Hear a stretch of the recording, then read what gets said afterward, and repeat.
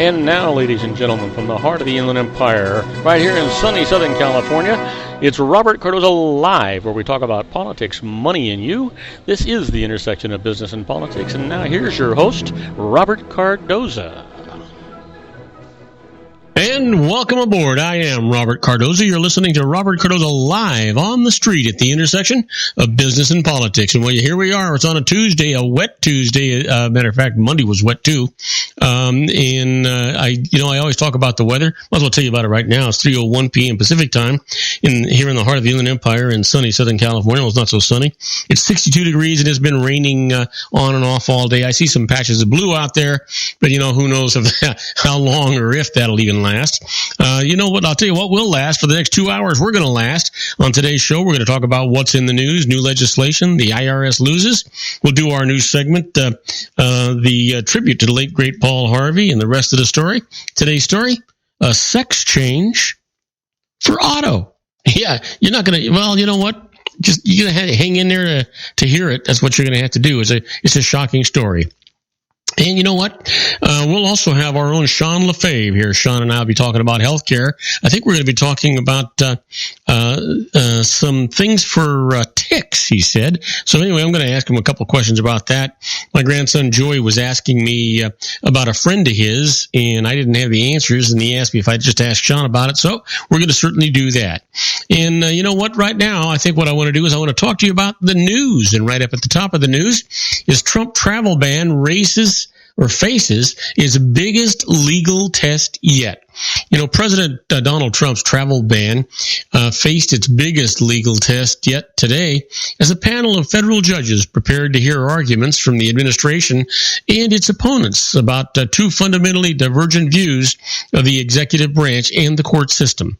The government's going to ask a federal appeals court to restore Trump's executive order, contending that the president alone has the power to decide who can enter or stay in the United States. But several states have challenged the ban on travelers from 7 predominantly Muslim nations and insisted that it's unconstitutional. Well, today's hearing was to unfold before a randomly selected panel of judges from the San Francisco-based 9th U.S. Circuit Court of Appeals. It was unlikely the court would issue a ruling today, with a decision expected later this week, court spokesman David Madden said.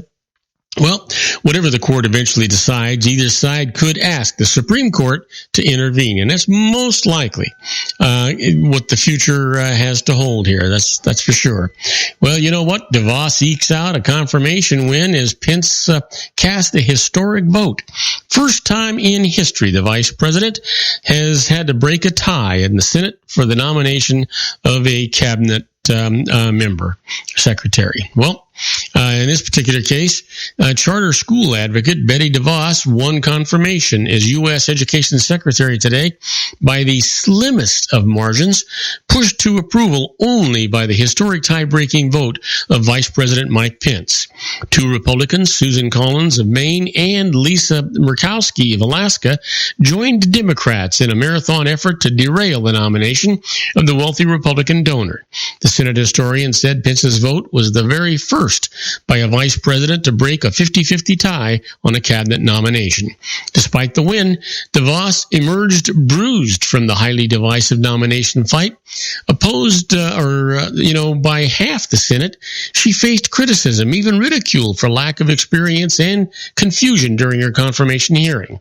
At one point, she said some schools should have guns because of the threat of grizzly bears.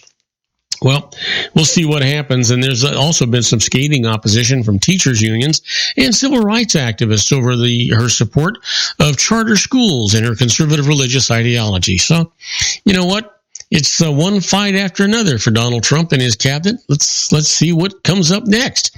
In this particular case, Sessions did not vote because they needed his vote to get DeVos past this confirmation. Now, my guess is the next thing we're going to hear is that Sessions will be confirmed in his post as well. And Israeli allies condemn settlement law as lawsuits loom. A new Israeli law legalizing dozens of unlawfully built West Bank settlement outposts came under heavy criticism today from some of Israel's closest allies as local rights groups prepared to ask the Supreme Court to overturn the measure. Amid the uproar, the Trump administration remained quiet about the law, paving the way for further possible action by emboldened Israeli hardliners ahead of a trip to the White House by Israel's Prime Minister next week. The law was a first step in a series of measures that we must take in order to make our presence in Judea and Samaria present for years or decades, for ages. Israeli Cabinet Minister Yariv Levin said, using the biblical name for the West Bank, "I do believe that our right over our fatherland is something that cannot be denied." Well, you know what? Let's see what happens. Everybody does want to interfere with it, and that's for sure. And you know what? Police face complaints about a third shift terror squad. You know, a lawyer calls it the third shift terror squad, a band of white officers who patrol the south side of Providence at night, and residents say strike fear into blacks and Latinos by harassing and, in some cases, beating them. They're terrorizing the city, said Charm Howie, a black former police cadet who was arrested by the crew. "I told them, I'm a father. My kids are up there in the window. Please don't disrespect me in front of my children." A drive through the neighborhood for pizza in July of 2015 ended with Howie splayed against a car and charged with disorderly conduct, assault, and resisting arrest by the white rookie officers who stopped him for a broken headlight. A judge later acquitted Howie, citing, among other things, doubts about the officer's credibility. Well, I guess that's a fact, right? You know what? When is America going to be the America I grew up in, or the one that we want people to grow up in today? Yeah. You know what? Amnesty. Up to 13,000 people, human beings, are hanged in Syria's slaughterhouse. The Syrian prison was known to detainees as the slaughterhouse. Behind its closed doors, the military police hanged as many as 13,000 people over the course of 4 years before carting out their bodies by the truckload for burial in mass graves, according to a new report issued by Amnesty International. The report, issued today, said that 20 to 50 people were hanged each week, sometimes twice a week, at the Sadnaya prison in what the organization called a calculated campaign of extrajudicial execution. The report covers the period from the start of March 2011 uprising to December 2015, when Amnesty says between 5,000 and 13,000 people were hanged. Wow. Can you imagine? I can't. What kind of world is this again that we live in? Wow. Well, I'm going to take a short break. When we come back, we're going to talk about Twitter broadens its campaign against hate and abuse. Well, good for them. We'll be right back. I'll tell you all about it. If you want to increase your client base and sales, then consider this, the Relationship Building Network at RBN. Given the current economic conditions and challenges, we all need to work smarter, make smarter decisions, invest our hard-earned dollars where it'll yield the best return for our investment. Many business professionals claim that the most effective networking group in Orange County is RBN. No other networking group or organization can offer what RBN offers. Make every year your best year. Join RBN and start reaping the benefits today. You know, nearly 3,000 businesses have joined RBN and experienced those benefits. Why join RBN? It's one group. It's one membership. It's no renewals. It's all through Orange County. RBN is a freestyle networking group. No mandatory attendance, no restrictions, no rules, and no penalties. Call them at 949-830-5776 or go to their website at rbninfo.com. That's 949-830-5776. If you've ever dreamed of having your own business to make your life secure, you know Water's Edge Wineries might be just the ticket. In 2004, their founder, Ken Lineberger, created the first winery franchise in California. It was a new concept with all of the functionality of a traditional winery, but without the vineyards. They purchased high-quality grape must from one of the largest winemaking companies in the world. Then they craft each wine carefully and bottle it right at their location. The winery was built to satisfy consumer demand for wine by the bottle and by the glass, but still kept the element of allowing customers to bottle their own custom vintage. Now, They're opening urban wineries across the United States under the brand Water's Edge Wineries. If you've ever dreamed of owning your own winery, it may be in reach right now through Water's Edge Wineries. Just give them a call at 909-468-9463, extension 700. That's Water's Edge Wineries, 909-468-9463. Have you ever found yourself caught between a rock and a hard place? The law offices of Blomberg, Benson, and Garrett might be just the answer for you.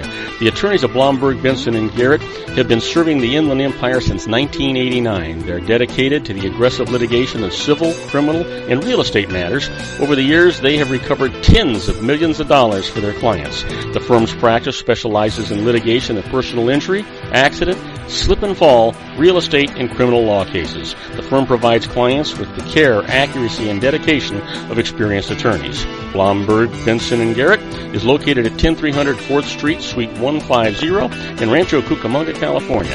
They've been providing the Inland Empire residents with outstanding legal services for over 25 years. They look forward to providing you with aggressive legal representation. Call them at 909-945-5000, where you can talk to a person, not a machine. That's 909-945-5000, the law offices of Blomberg, Benson, and Garrett. And now let's get back to our show where we talk about politics, money, and you.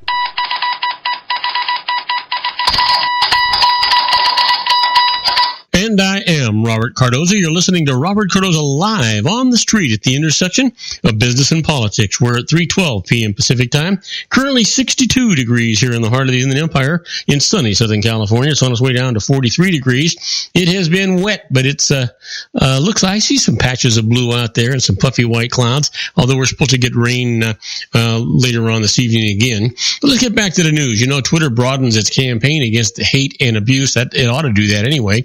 Twitter announced today that it is expanding efforts to protect its users from abuse and harassment, the latest milestone in a broader, growing corporate campaign to crack down on online hate. The social media giant said that it has begun identifying people who have been banned for abusive behavior, and it will stop them from creating new accounts. The company said its changes, which also include a new safe search feature, will be implemented in the coming weeks. In July, Twitter banned conservative provocateur Milo Yiannopoulos, an editor of the right-wing news site Breitbart News, for participating in or inciting targeted abuse of individuals. Twitter subsequently suspended the accounts of other prominent figureheads of the alt-right fringe movement, an amorphous mix of racism, white nationalism, xenophobia, and anti-feminism. Twitter's been under fire for failing to address hate and abuse on the site since its founding a decade ago. Balancing its reputation as a free speech haven has come into conflict with efforts to protect users. Other internet companies have taken recent steps to curb abusive behavior and ban users who violate rules against promoting hate. Well, that's the way it ought to be. You know what? We don't need you guys. Just that simple. We just don't need you. And that's the way we're going to have it. Hopefully, forever. Yeah. Well, you know what? Let's talk about graft threats as Somalia races historic presidential vote. Colorful campaign posters in the seaside capital gave the impression that Somalia's presidential election for tomorrow will be like any other. That's far from the truth, though. Mogadishu is in lockdown because of threats from homegrown Islamic extremist group Al-Shabaab. The airport will be closed and the vote will be confined to a heavily protected former Air Force base nearby. Police said 2 mortar rounds fired by suspected extremists struck in the area on Tuesday night, which would have been last night, even though it's Tuesday here now. Fears of attacks already have delayed the vote several times. But suicide bombings aren't the biggest threat, as the Horn of Africa country, after a quarter century, tries to put a fully functioning government in place under strong international pressure. Graft vote buying, fraud, intimidation is the top concern in a nation that Transparency International now rates as the most corrupt in the world. Wonder what Donald has to say about that. Well, after decades of chaos and warlord-led conflict, the vote will be historic in this country of about, 12 million people. But some observers worry whether it will be credible. Well, we'll see what happens. Time will tell. I'm not sure what credible is, to be honest with you. So we'll see what that is. Well, also in the news, Gorsuch paid $3.28 million by a former firm under the 2005 deal. Supreme Court nominee Neil Gorsuch gave up a $1 million a year paycheck when he left his private law practice a decade ago for less financially rewarding work as a government lawyer and then a judge.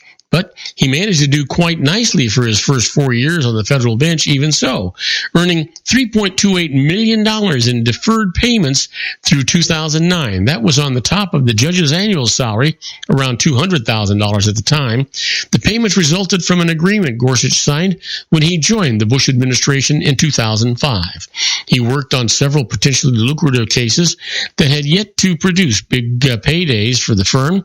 When they did, Gorsuch collected his share, according to what he told senators in 2006, were predetermined rules.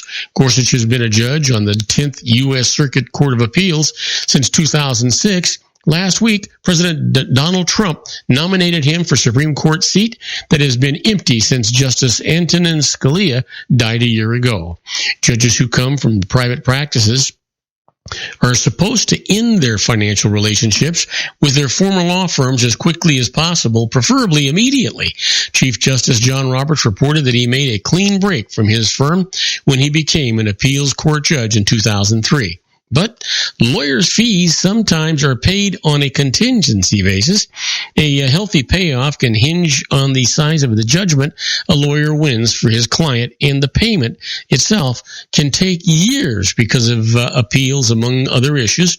Flexibility may be required to allow for fees that cannot be calculated at the time that the lawyer actually leaves, and payments for that for tax and other reasons need to be paid over a period of time, said Charles Gay, an ethics expert at the Indiana University Law School. The one thing judges cannot do while they are receiving payments is take part in cases involving their former firms. Gay said, "There's no indication that Gorsuch ruled in a case involving his old firm." Gorsuch's payments came from his work on four cases, including a dispute between the now closed Columbia Women's Hospital in Washington, D.C., and an insurance company, said former Gorsuch law partner David Frederick. Gorsuch and Frederick worked together at the Washington, D.C. firm, a law firm now known as Kellogg, Huber, Hanson, Todd, Evans, and Fiegel. Gorsuch was the hospital's primary lawyer during a 2-week jury trial that resulted in an $18.2 million verdict against the insurer in 2004. He said in his Senate confirmation questionnaire in 2006. And that does it for the news. Now, when we come back, we're going to talk about something a lot more pleasant. The IRS loses. In our first case up, well, a minimal discrepancy does not justify the refusal of an installment agreement. And I'm going to tell you all about it right after these brief messages. Do not go away. Isn't it time to shine the spotlight on your expertise? The Interview, starring you. Here's your chance to capture 5 minutes of fame with The Interview. This isn't just any interview. This is your opportunity to showcase your expertise and position yourself as a trusted expert in a one-on-one video interview hosted by Robert Cardoza, host of the nationally syndicated show Robert Cardoza Live and powered by AHA Studios. What is it? A professionally recorded video for your use. Robert Cardoza interviews you on the set where he records his show. Professional interview showcases your expertise and value, shot in a state-of-the-art studio. And what's in it for you? Gain credibility as an expert, earn the trust of your target market, educate in a way that intrigues your audience, gain a powerful marketing tool that offers dozens of uses, website, video sharing sites, social media, email, DVDs, direct mail, lobby video, resumes, profile building, all that kind of stuff. Association with the nationally syndicated celebrity. That's right. And let's talk about AHA Studios. AHA is a strategic marketing firm that leverages the powerful and visual persuasion to help your business create powerful messages that connect with your target market. AHA ventures way beyond strategy, delivering the marketing collateral you need to start driving a new business through your doors. AHA has a full-service, in-house, state-of-the-art production studio to bring your messages to life using video. Discover how to make the interview work for you. Call 949-831-2222. That's 949-831-2222. AHA Image Studios Incorporated. Dr. Stephen Tidwell, Gentle Family Dentistry in a caring, personalized environment. Here at Dr. Tidwell's office, we are dedicated to helping you keep your teeth healthy. We are a state-of-the-art dental practice that still believes in traditional values, such as excellent customer service and individual attention. We have a special welcoming offer for you for just $39, a complete exam, personal consultation, professional cleaning, and all necessary x-rays. That's a $266 value for $39. Dr. Tidwell has 2 convenient locations and experienced staff to provide you with professional care and personal attention that you deserve. Call today. Don't delay. A great smile another day. Call 909-944-7308. That's 909-944-7308 for Rancho Cucamonga or San Bernardino. Joel Saltzman is Dr. Wireless. He has turned his considerable expertise into consumer credit risk and wireless security into a highly specialized independent web-based consulting enterprise targeting consumer credit risk analysis and wireless transactional security and monitoring. He works as a wireless analyst, veteran independent agent, and consumer liaison for most wireless telecom carriers and equipment manufacturers. For more than 20 years, corporate and private clients and media audiences have counted on his unvarnished advice while weighing the technology, performance, and cost differences between Sprint, Nextel, AT&T, Verizon, and T-Mobile. Joel specializes in setting up mobile wireless hotspots to be used for disaster preparedness, business continuity, and mobile wireless merchant processing solutions. Call Dr. Wireless at 310-400-4900 or go to his webpage at drwireless.com. Again, call 310-400-4900 or his webpage at drwireless.com. You'll be glad you did. And now, back to our show.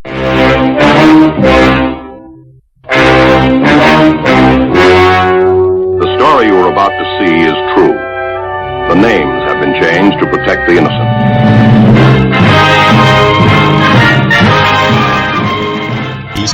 And I am Robert Cardoza. You're listening to Robert Cardoza live on the street at the intersection of business and politics. We're at 3:23 p.m. Pacific time. It's currently 62 degrees here in the heart of the Inland Empire in sunny Southern California. It's on its way down to 48 degrees. And if you're listening to us on our globally syndicated network and you're in New York City, well, 39 degrees and overcast. And if you're in Chicago, Illinois, it's 44 degrees and it's overcast. But right now, what I want to talk to you about is the IRS Loses. In the first case up, a minimal discrepancy does not justify the refusal of an installment agreement.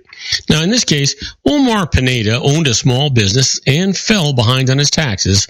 When the IRS moved to levy on his assets, he requested an installment agreement. An IRS appeals officer required him to file a full statement of business and personal finances to prove that he was compliant with the law and eligible for one. Then found a $175 discrepancy between this accounting and Pineda's tax return and rejected the agreement as a result. So Pineda went to court. This is what the judge actually had to say.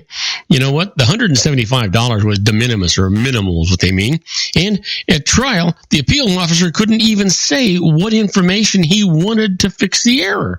So the IRS had abused its discretion in not considering the agreement and ordered it. Now you're talking, right? Make them eat crow here. Well, how about this? The IRS loses. Hiring a spouse makes medical costs tax-free. You know what? Maureen Speltz operated a licensed daycare center in her home as a proprietorship. Now, her husband, Peter, worked full-time as a machinist from 6 a.m. to 2:15 p.m., then came home and assisted her in the center. She hired him as an employee, giving him an employment contract that included medical benefits. She deducted the benefits that she paid to him and took them tax-free. Well, but the IRS in this case objected that the arrangement was a sham. Tax court had this to say. Maureen had a real business. The employment contract terms were reasonable. Peter lived up to them, doing real work that was documented, and the benefit plans met written requirements. So the tax-free benefit was absolutely proper. Let me give you one more here. The IRS loses. An erroneous private ruling actually can be relied upon. In 1981, a company obtained IRS approval of its method of computing deductible contributions to its qualified retirement plan in an IRS technical advice memorandum. But in 1996 and 1997, court cases involving other companies held that the method was to be illegal. Now, in 2005, the IRS examiners asked if the company's deductions taken after that date of the court rulings could be disallowed. The IRS's holding here is that cases involved other taxpayers and were appealable. The specific IRS approval obtained by the company of its actions protects all of its deductions claimed until the approval is revoked, which it is now on an ongoing basis. And that's when things are going to change. But as far as what was going on, no, shame on you, IRS. Absolutely. Well, you've heard me talk about being being a fly on a wall when the IRS is doing stuff. That's where we're at right now with this segment that we call Inside the IRS. It's very much like Twilight Zone.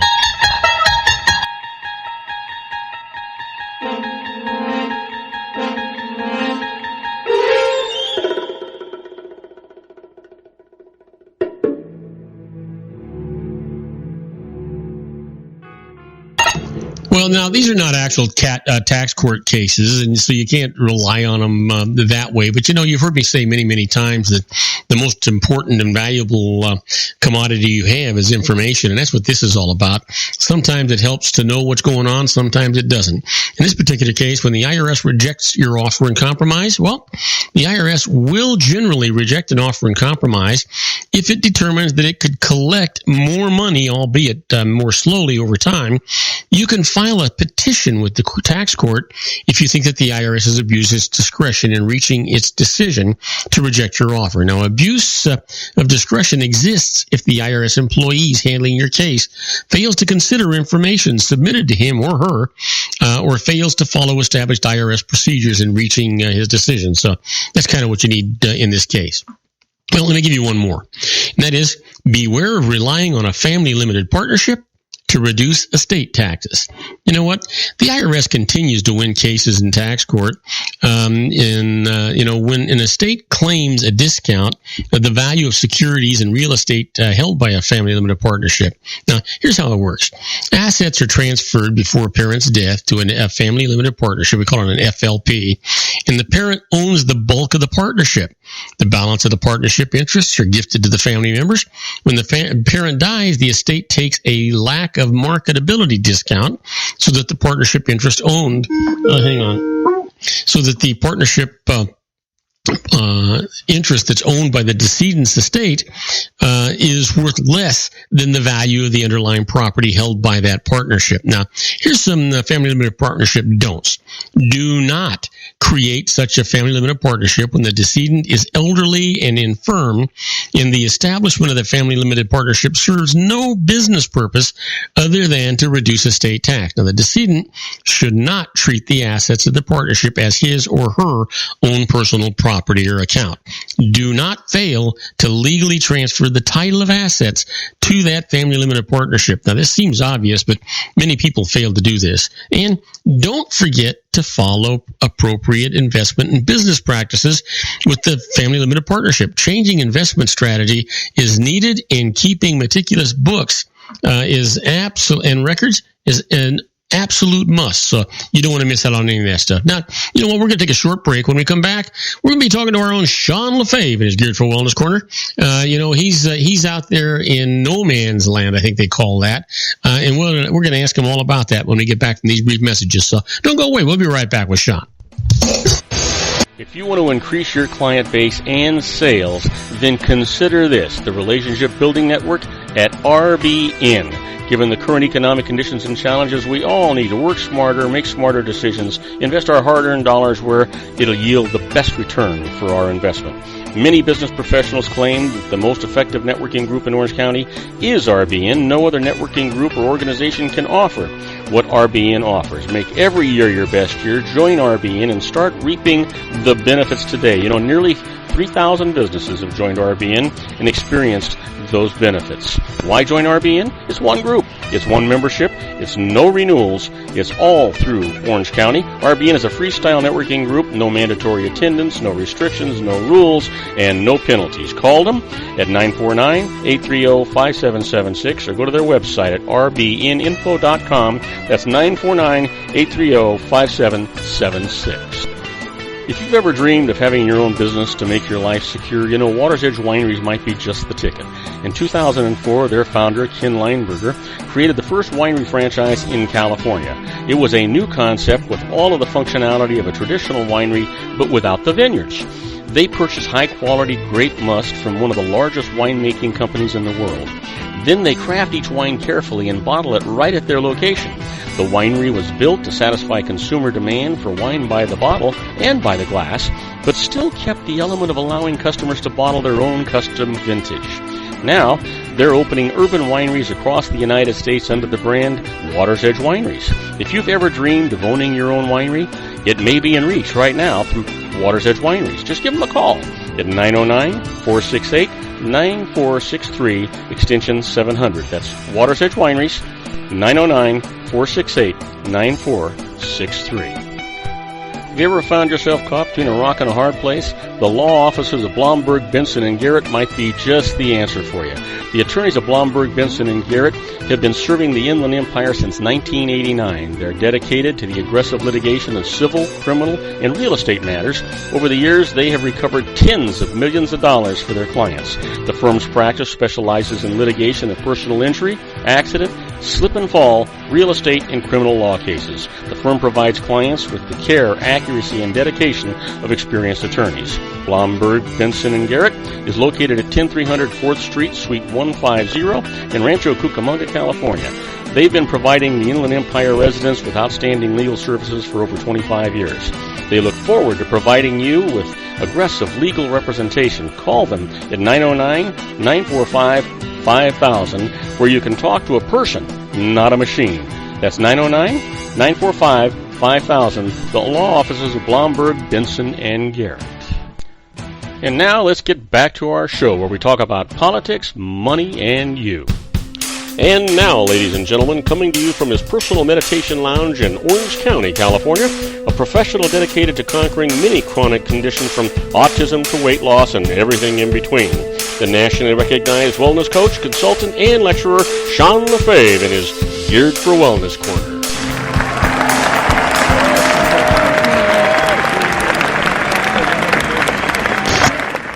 And I am Robert Cardoza. You're listening to Robert Cardoza live on the street at the intersection of business and politics. We're at 3:33 p.m. Pacific time. It's currently 62 degrees here in the heart of the Inland Empire in sunny Southern California. It's on its way down to 48 degrees. But you know what? If you're in Cleveland, Ohio, it's 59 degrees and it's raining. Matter of fact, it's been raining here all day. I see little touches of blue, patches of blue, and some clouds out there, but it's been raining all morning since about 2 o'clock this morning, and it's supposed to be coming back in again. But you know what? If you happen to be out there in no man's land, God only knows why you'd be there. That's Wichita, Kansas. It's also 61 degrees, but it's clear. It's sunny. I can't believe it. And it's 5:34 p.m. But here's the thing. Here's the secret. I heard a rumor that there's at least one guy in Kansas, now you're not going to believe this, did not watch the Super Bowl. Is that true, Sean?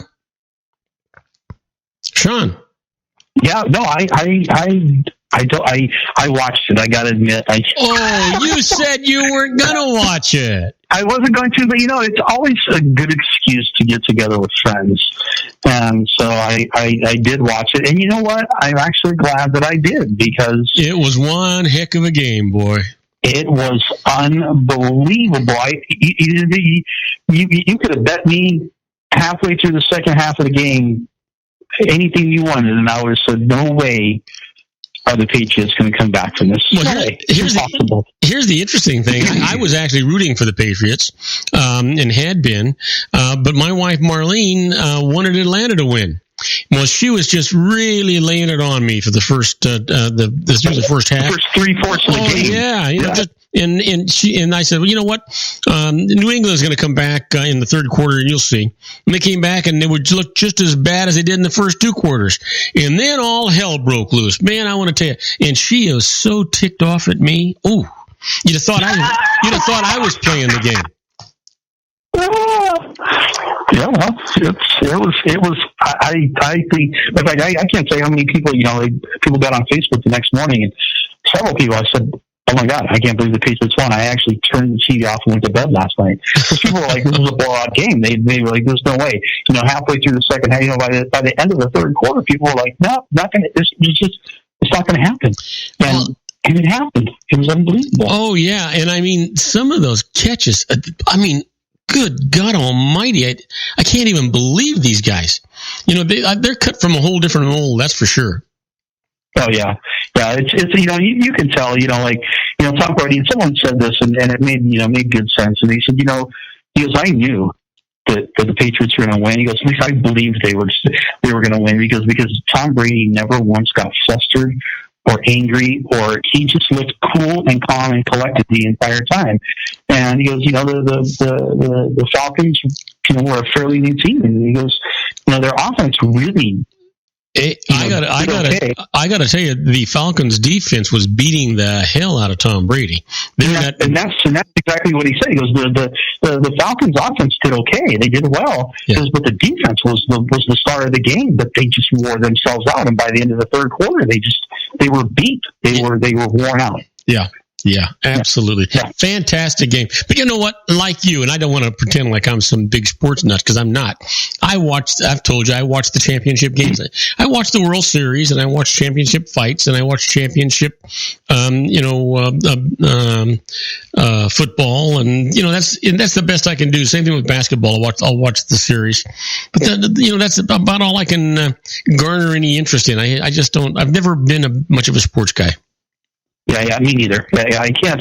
Just the whole thing of following it, and there are people who know all the stats and on, and I just go, man, how do you have room in your brain for all that? I have so many other things going on in my life that I can't imagine trying to keep up with a game that's played by guys who make a ridiculous amount of money more than I do, and I've never met. And so I can't. My brain just won't ever justify me becoming a professional sports fan at all. Yeah. I just can't. I just don't seem to have the time, or that I definitely don't have the need for it because it's not important to me. But I don't watch it, but I do enjoy. I enjoy the thing getting together for the Super Bowl and the World Series. Yeah. I don't even do the World Series really. Well, you know what the fun was? I bet you're going to say the same thing I do, and that's having your friends around you. You're all having a great time. You're either having a cocktail or a beer or a soda pop, and you have all this finger food in front of you and all this stuff, and you just have a good time. And I think an awful lot of the enjoyment is to be together. Did I lose you? You there? Oh, I thought I lost you. You there? I know. I thought I lost you too for a minute. Yeah, it just went dead, but we're back. Oh, what the heck is going on? Anyway, you know what? I have a request from my grandson Joey, who's can't be with us today because he's in school. But last Thursday, you were talking about some of the things that you could do holistically that would help with ticks. And Joey goes to school with a young guy. He really likes this guy who has what they call, I think he called it Tourette's syndrome. And he says and it causes all kinds of different ticks and things. And it gets worse as he gets older, or when he's under pressure, stuff like that. And Joey, heard you say that you have some stuff that works for that, because this young guy, they can't do anything and the doctor is giving him some kind of, mental control things that don't really work for him. And what's happening is he's really getting embarrassed in school because the rest of the students they tease him. They don't understand what's going on with these involuntary tics that are happening. And so I thought maybe you can or you can't, but I thought maybe you might talk a little bit about Tourette's syndrome, make us all understand it, and the things that you can and can't do if you don't mind doing that. I hate to just throw that at you, but I figure and I'll definitely start by saying that I'm not an expert on Tourette's. It's just not something that I really ever dealt with a lot. But I do know that I do know people who have. It's just one of those things that I've just never gotten anybody with Tourette's that's ever come to me before, so I've never dealt with it directly. But I do know physicians who have, and you want to address. It's a neurological. You're doing things involuntarily that you should have control over, which is really, fundamentally speaking, no different than not being able to do something that you should have control over, like a person who, say has multiple sclerosis and all of a sudden they can't walk, or, they will eventually lose function of the entire body. It's a neurological disorder, and it's something disrupting the neurological function. And so Tourette's is really the same principle, except what it's doing is it's causing you to involuntarily, whether you have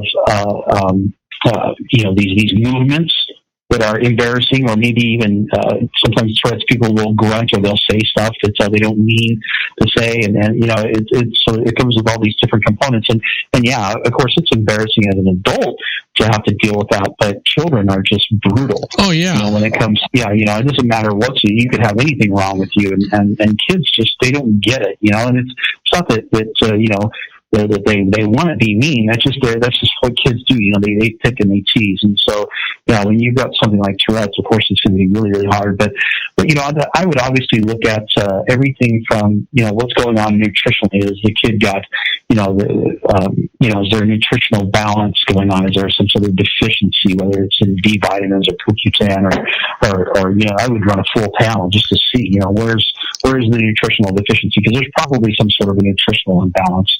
And of course, I would certainly look at toxicity and directly look at heavy metals, because heavy metals will do that. They will stimulate the central nervous system in a way that you don't want it to. You were talking last week, and I'm not sure. You know what? And I apologize right up front for this, because I may have it out of context. But you were talking a little bit about toxic cleanses and stuff like that, and getting rid of. Are these heavy metals? If you get rid of these things, would it at least perhaps ease those? What do you call those? Those tics? Yeah, absolutely. I mean, I've seen people with the tics, and that have gone away completely. It's again this. You've got these heavy metals in there that they're constantly disrupting or causing, either disrupting the communication or disrupting the flow of the neurons, or causing your neurological activity to increase in a way that you don't want it to. So Sean, is this another one of those areas that medical science is just resisting? Yeah, I don't know that they're resisting it. I'm sure they're probably trying to find a fix for it. And of course they're going to end up, probably giving some sort of a drug that's going to suppress the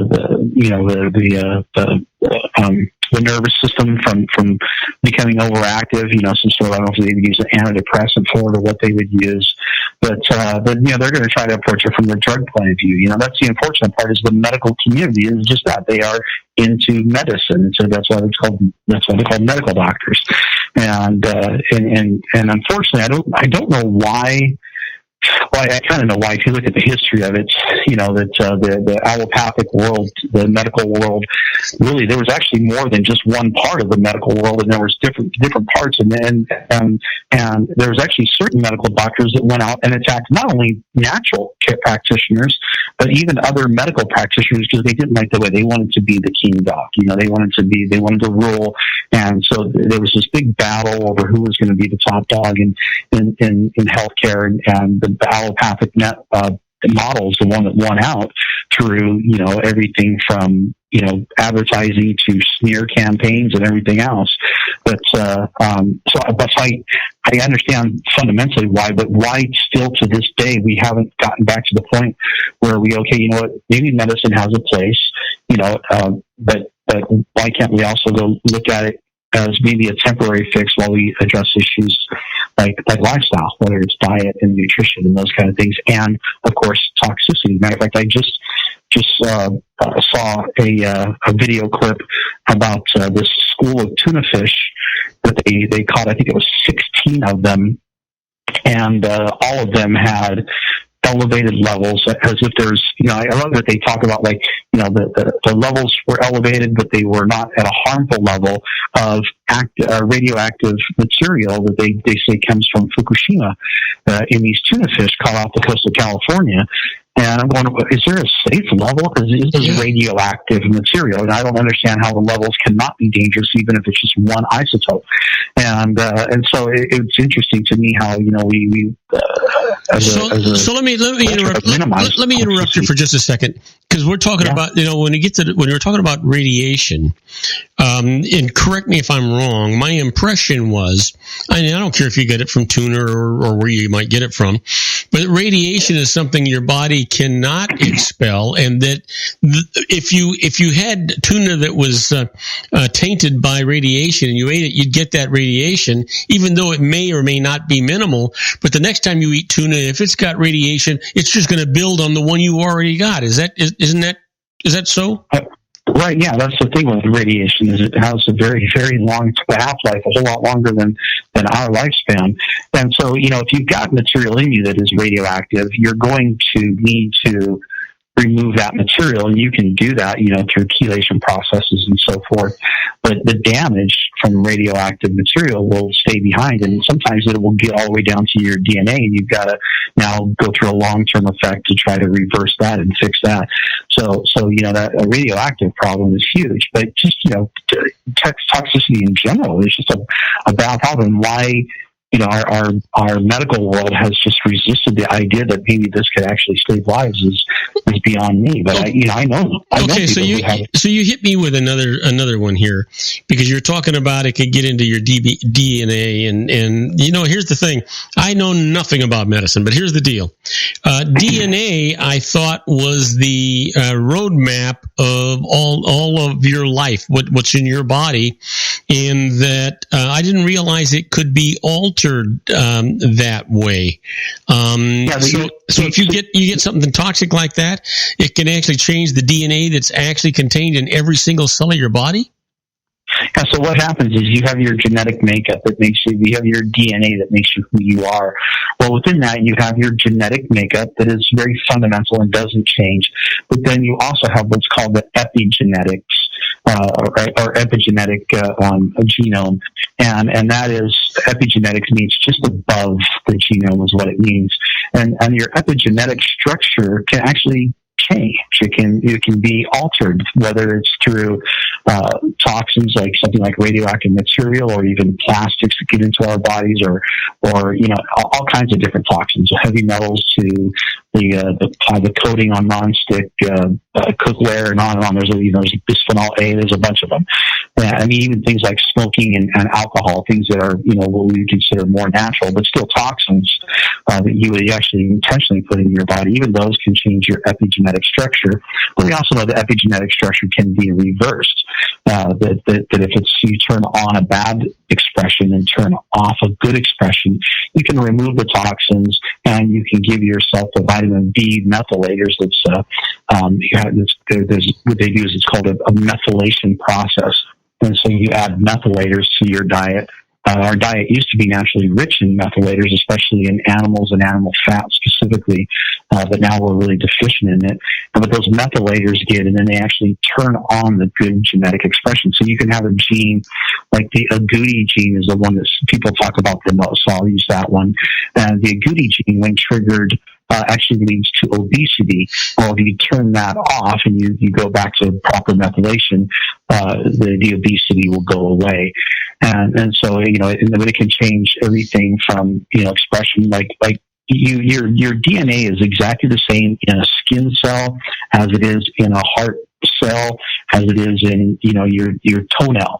The only thing is there's a slight tweak to say this is going to be a cell for making hair, this is going to be a cell for making skin, and so on. Well, if it's tweaked in a wrong way, it may not express itself as anything that's actually you, like a body part. It might express itself as a tumor or as a cancer or something along those lines, and so you get these. So it gets into the DNA, but it gets into an isolated portion of it. It's not the DNA throughout your body, right? It's throughout your body. Yeah, absolutely. Because the cells have to. The cell gets damaged, that epigenetic structure gets changed, and then the cell will eventually reproduce itself. And now it reproduced two versions of itself that have an incorrect representation of who they are, an incorrect expression of who they are. So they're going to express themselves slightly different. And then those two are going to divide into two more. So now you got 4, and then you got 8 and 16 and so on, and it keeps growing. And all of a sudden now your body's expressing itself in a way that's not really truly who you are because of some sort of alteration in your epigenetic structure. So let's have a given here. Some people die from heart failure, and there's physical problems that happen. But on these things that people have been doing to abuse themselves nutritionally, those things can be reversed, right? So if you're doing something that's affecting your breathing, or affecting your weight, or affecting your heart or your liver or lungs, those things that you're doing as a result of diet or exposure, those things you can control and reverse, right? Absolutely, yeah. There is, of course, always a tipping point where you get to a point where if you've done so much damage, there's just no coming back from it. Because you also are going to affect these things called telomeres, which every time your cell splits, your DNA creates new DNA strands. That telomere shrinks, and every time that telomere shrinks, you're closer to the point where your DNA unravels and you die. You no longer exist. And so there is a point where it gets so far gone that the damage is almost irreversible. You can start maybe moving it back in the right direction, but you got so far to go that you're never actually going to get there. But for the average person, like say someone like my age, I'm only 48. Even someone like you're in your 70s, even that still I've seen reverse of spinal degeneration in people in their 70s before. No, we're not talking about a 39-year-old quarterback, Tom Brady. Yeah. Who was sacked 15 times on Sunday by a boxcar, right? Yeah, exactly. Yeah, so we're talking, just the average person. It can be anybody, but yeah, so certainly, the person may be someone who was a smoker for 20 years or 30 years. Maybe started smoking as a teenager and all of a sudden hits 50 and realizes, man, I'm in bad shape. I need to do something. I've been smoking for over 30 years. Well, that's not true unless you got to the point where you're at stage 4 liver cancer and your body's just not going to be able to turn itself around. You can still quit smoking. They say, what? That brings up another question that I want to ask you. Boy, you're full of this stuff today. Here's the thing. I meant that in the nicest way, not the way that sounded. Anyway. Son, you are full of it. You trust me, you're not the first person to ever say that. Well, you know what? You say something and then it just grabs me. We're talking about smokers. And I know what? I don't know that I've ever hidden this away from anybody or anything. But when I was a young guy, I used to smoke like a fish. I used to admit to 3 packs a day, and that was because I had cigarettes burning in multiple ashtrays at the same time, depending on what was going on. But in any event, I stopped smoking when I was about I was in my early 20s. Does that, sure. But you see these things on TV where they do these biopsies, they show these lungs and things, and they're all dark gray and black and gooky and awful looking. Does that ever leave your body? It's been 50 years since I quit smoking. Do my lungs look like a non-smoker, or are they been scarred? No. Your lungs should look, especially the way you live, your lungs should look perfectly healthy now. I bet you by the time you quit in your 20s, within probably 7 years, maybe 10 at the most, your lungs were probably 100%. So they cure themselves. They expel all that tar and nicotine and crud, right? Mm-hmm. Yeah, absolutely. Yeah, your body is able to detox and get rid of toxins. There's some things that we've learned about, like asbestos. We know that the body really never gets rid of all of it. It'll keep getting rid of a little bit at a time, but there's some things like asbestos or but the tar, the nicotine, all the toxins from smoking, most of the things that we put in our body is able to get rid of. Unfortunately, the problem nowadays is we have so many things around us that are so toxic that our body just can't keep up with the load. Living in Los Angeles alone, is like living in somewhere that has clean air but smoking 2 packs of cigarettes a day. Yeah. But your body will get rid of all that. That's the first thing that we talk about is, removing the exposure to whatever it is. If it's something in your diet, or if it's something like mold in your home, or heavy metal exposure from, say, amalgams in your fillings in your teeth, or, whatever the case might be, the first thing you want to do is remove that exposure, and then you start removing it from the body, and the body will detox. And some people are better at detoxing than others. Their bodies are just more efficient. Yeah. I was getting excited this weekend because I was reading about dementia and Alzheimer's, and I was reading about there's a genetic marker, they call it the ApoE4. It stands for apolipoprotein epsilon. And then there's a number that comes after, either 2, 3, or 4. And if you're a 4, that's an indication that the chances are, I think if one of your parents carries the ApoE4 gene, you have a 4 times risk of getting dementia. If both of your parents carried it, then you have a 10 times risk. So basically, if you are a carrier of ApoE4, you have a very, very high risk of coming down with Alzheimer's, or some sort of dementia. And coincidentally enough, hold it. That coincidentally enough was just enough of a tease for us to take a commercial break, and you come back and tell us what you're withholding. I'll tell you what that coincidence is. You bet. We'll be right back with our own Sean LaFave in the Geared for Wellness Corner. Don't go away, folks. If you want to increase your client base and sales, then consider this, the Relationship Building Network at RBN. Given the current economic conditions and challenges, we all need to work smarter, make smarter decisions, invest our hard-earned dollars where it'll yield the best return for our investment.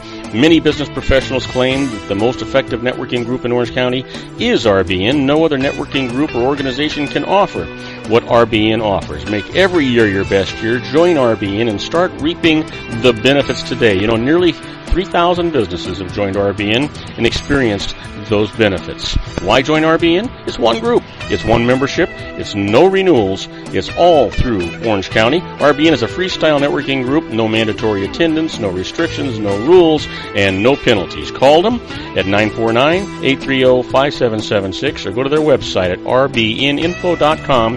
That's 949-830-5776. If you've ever dreamed of having your own business to make your life secure, Water's Edge Wineries might be just the ticket. In 2004, their founder, Ken Lineberger, created the first winery franchise in California. It was a new concept with all of the functionality of a traditional winery, but without the vineyards. They purchased high-quality grape must from one of the largest winemaking companies in the world. Then they craft each wine carefully and bottle it right at their location. The winery was built to satisfy consumer demand for wine by the bottle and by the glass, but still kept the element of allowing customers to bottle their own custom vintage. Now, they're opening urban wineries across the United States under the brand Water's Edge Wineries. If you've ever dreamed of owning your own winery, it may be in reach right now through Water's Edge Wineries. Just give them a call at 909-468-9463, extension 700. That's Water's Edge Wineries, 909-468-9463. Have you ever found yourself caught between a rock and a hard place? The law offices of Blomberg, Benson, and Garrett might be just the answer for you. The attorneys of Blomberg, Benson, and Garrett have been serving the Inland Empire since 1989. They're dedicated to the aggressive litigation of civil, criminal, and real estate matters. Over the years, they have recovered tens of millions of dollars for their clients. The firm's practice specializes in litigation of personal injury, accident, slip and fall, real estate, and criminal law cases. The firm provides clients with the care, accuracy, and dedication of experienced attorneys. Blomberg, Benson, and Garrett is located at 10300 4th Street, Suite 150 in Rancho Cucamonga, California. They've been providing the Inland Empire residents with outstanding legal services for over 25 years. They look forward to providing you with aggressive legal representation. Call them at 909-945-5000, where you can talk to a person, not a machine. That's 909-945-5000, the law offices of Blomberg, Benson, and Garrett. And now let's get back to our show where we talk about politics, money, and you.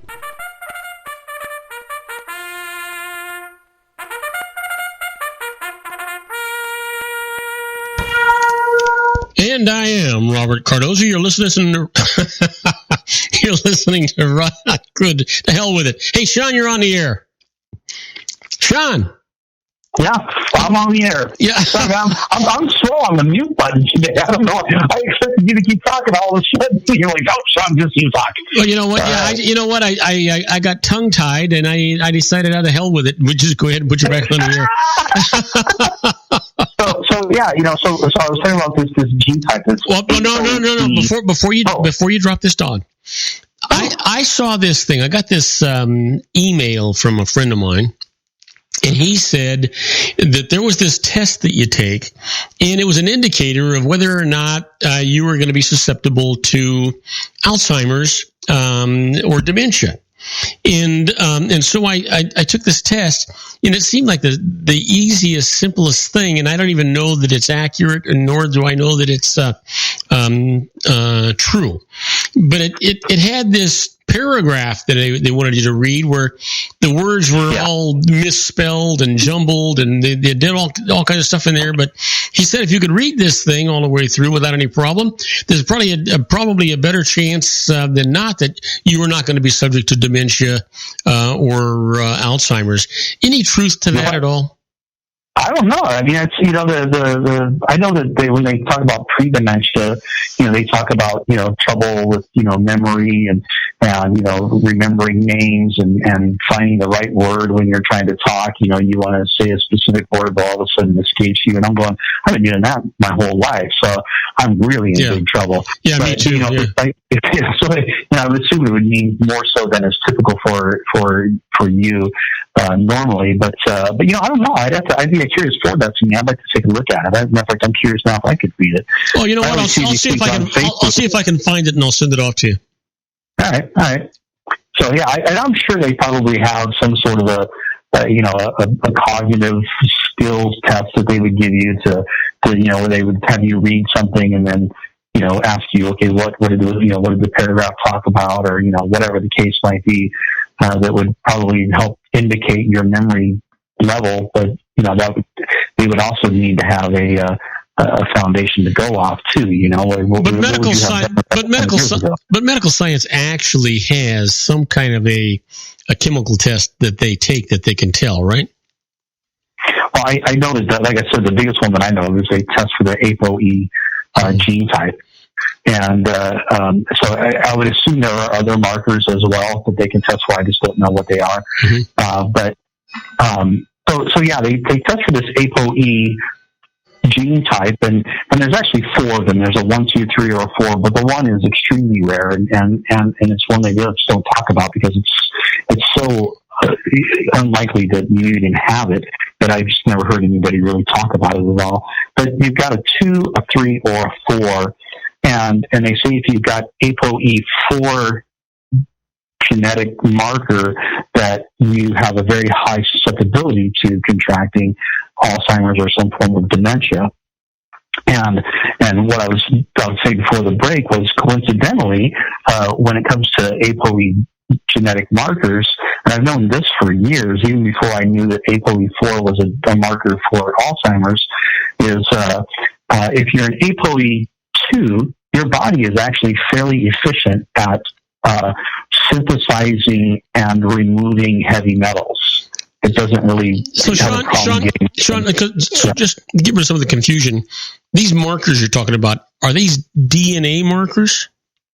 Well, it's a genetic marker, so I would assume it's something that's in your DNA. I would assume, yeah. So they're finding these things. Genetic marker, it even makes up your genetic makeup of who you are. So I would assume it's part of your DNA. So they're finding this by drawing blood or some body fluid or something.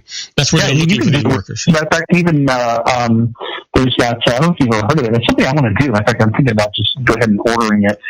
There's a company out there, and I'm not. It's called 23andMe. And I think the 23 is because there are 23 strands of the DNA or something like that. Mm-hmm. But so it's called 23andMe, and you can go to 23andMe.com and you can order a kit. They send you a vial and it's a tube. You just spit in it and fill it up with spit and close it up and send it back, and they'll run a whole DNA right up on you, and they'll tell you genetically what parts of the world you're from. If you're really French, they can tell you if you're French, British, at what part of Africa, whatever part of the country, your DNA, and it could be that you're, 1 or 2 or 5 or whatever several different parts of the country or the world, that you're from.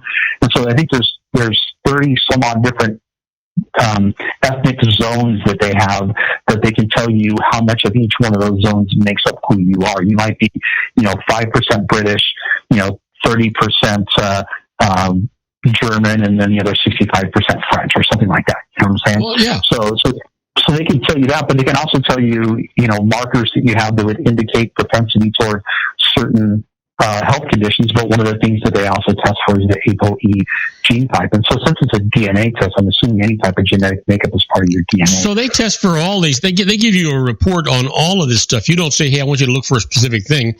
You just spit in the tube and send it to them, and they send you back a comprehensive report. They only have 2 tests that you can run. One is just if you just want to know, ethnically, who am I? That's it. They'll do that. And then they have another test that runs all these other markers on you and tells you your genetic makeup of certain gene types and what health markers you have that you might want to be concerned about, whether, you have a propensity towards, certain, and it could be really obscure, health conditions or diseases as well. And it's really interesting. So they test for all kinds of things, but it's called 23andMe. And it's really cool. I want to do that. But anyway, they test for the ApoE gene type as well. So that way, if you are a 4, you can know, okay, and I need to be concerned about this. How do I prevent it? Well, what we know is with ApoE, you're either a 2, 3, or a 4. If you're a 2, your body can synthesize and get rid of heavy metals fairly efficiently. Those are usually people that I don't end up seeing. ApoE3 are not as good. They can still, they're just not as efficient at it. And people who are a 4, an ApoE4, they tend to be horrible at synthesizing and removing heavy metals from their body, and their body tends to bind it up in the soft tissues, in the nerves, and eventually into the brain, and so on and so forth. And those are the people that I end up usually seeing the most, are the people that are ApoE4s. And coincidentally, the people who are ApoE4 are also the ones who bind up heavy metals, and it gets stuck in your brain and then attaches to the nervous system. Coincidentally, are also the people who tend to have the highest propensity toward Alzheimer's. So to me, it's kind of almost a no-brainer that, what is the cause of things like Alzheimer's? And, I would imagine I'd love to do an ApoE test on children. Mm-hmm. And or people in general, that do a random test and see, Is it cost effective? Yeah, it's not very expensive. I remember I don't remember if I ever did it. I'm trying to remember. I ran a bunch of tests on myself years ago, and I'm trying to remember if I did that test on myself. I don't remember, but it wasn't. I think it's like maybe $100 and something to do. It's not very. I think no, it can't be even that because it's only $200 to do the 23andMe, and that ApoE is part of it. So I'm sure it's not expensive at all. But to me, it'd be something that'd be worth knowing. But I would be curious.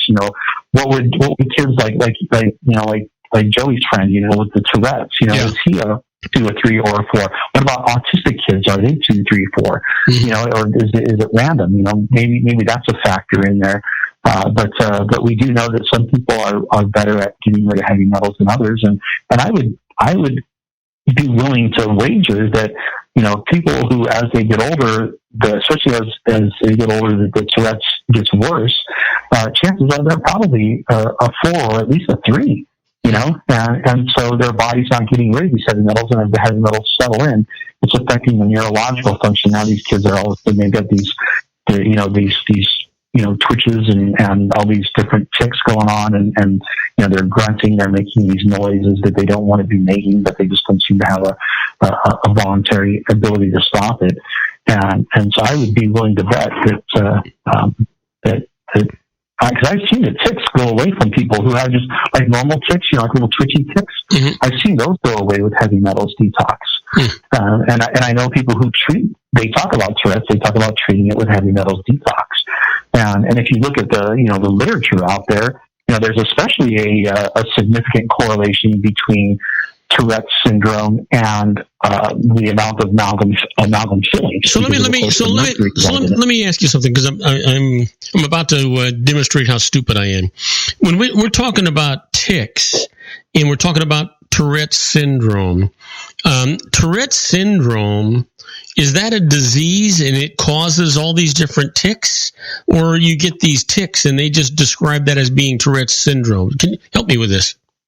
Yeah, I'm not sure what the cutoff point is, because if you talk about someone with Tourette's, most of the people that have had Tourette's, they'll tell you that it started off with just these little tics, these little involuntary kind of twitchy things going on, and then it just eventually progressed. So I don't know what the cutoff point where they go, okay, you got a little just involuntary tic to now this is Tourette's. I don't know what the cutoff point. So I don't even know. I can certainly look it up and. So it's probably the severity of the tics that bring it into this Tourette syndrome level.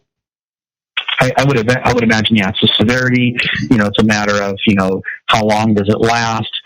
You know, of course, when I think of Tourette's, I always think of the vocal part of it.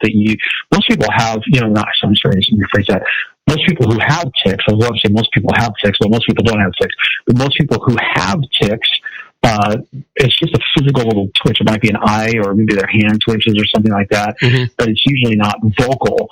But with Tourette's, I know that they also have a vocal side of it too, where they might be trying to say a word, but something else comes out, or they might not be trying to say anything at all, but they'll make a grunting noise, those kind of things. So, but I'm pretty sure with Tourette's that it is based. I don't think there's an actual, like, you know, scientific lab test that they can run. I'm pretty sure with Tourette's that it's really based off of just the symptoms that are going on with it. It's like a physical diagnosis. Yeah, it's just a doctor looking at you, listening to your history. I've never heard of anybody ever talking about a laboratory test for Tourette's, but I can look it up and see if it is something that exists, but I just don't think it does. Okay. It's just every time you start talking, you come up with something that brings up another question in my mind. Besides which, if I didn't interrupt you, you wouldn't feel comfortable. Well, yeah, I know, you're exactly right. I feel all alone, actually. I know there have been times where I'm talking, I'm going, okay, Robert hasn't asked me a question for at least 2 minutes. Is he still on the phone with me? Yeah. Are we still connected? Is this thing on? Hello. So, you know, it's funny. I look at things like that, and you know, whether it's Tourette's or Alzheimer's, you know, like just because you have you know, the APOE4 genetic marker doesn't mean that you now have an absolute sentence that this is going to happen. And then again, I go back to things like, you know, doing the heavy metals detox, you know, living a certain healthy lifestyle to prevent those kind of things. I think that most things are very preventable. It's just that, you know, if we know that we have a propensity or a predisposition towards those, then we can actually do something about it. There's a lot of people out there who live a very fatalistic life, and they believe that no matter what they do, that they're not going to be able to overcome whatever their predisposition. Maybe their entire family was obese, or their entire family got cancer or diabetes or whatever the case might be. And you go back to cancer. Speaking of cancer, that was actually one of the things I wanted to talk about. You sent me let's do it. Articles. Yeah. So you had sent me some articles last week about cancer and how the rate of cancer can be determined by not only lifestyle, but really where you live. Mm-hmm. And so if you look at it, what's really interesting was the two states that they brought up the most when it comes to the worst places to live for cancer were Mississippi and Kentucky. And of course, the state with the lowest rate, I think like 6 out of the top 10 counties in the country were in Colorado as far as the lowest rates of